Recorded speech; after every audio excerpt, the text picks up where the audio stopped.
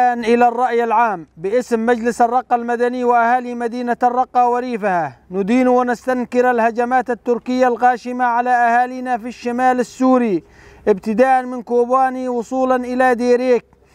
والتي استهدفت المدنيين العزل على الشريط الحدودي، والتي أسفرت عن إصابة عدد من المدنيين واستشهاد عدد آخر منهم،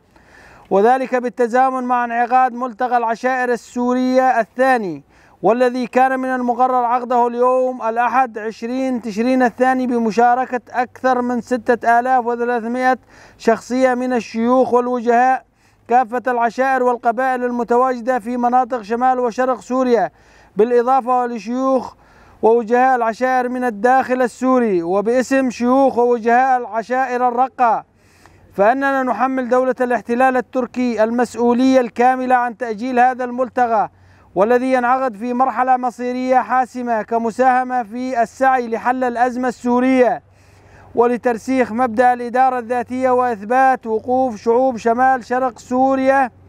مع الإدارة الذاتية والدفع بالعملية السياسية إلى الحوار السوري لإنهاء الأزمة السورية،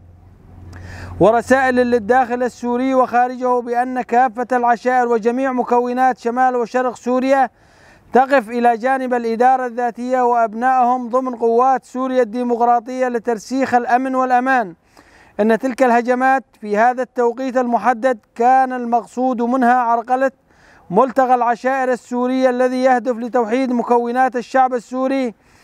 إضافة لإعطاء عدة رسائل ودلالات على أن مشروع الأمة الديمقراطية وأخوة الشعوب هو مشروع لكافة مكونات الشعب السوري.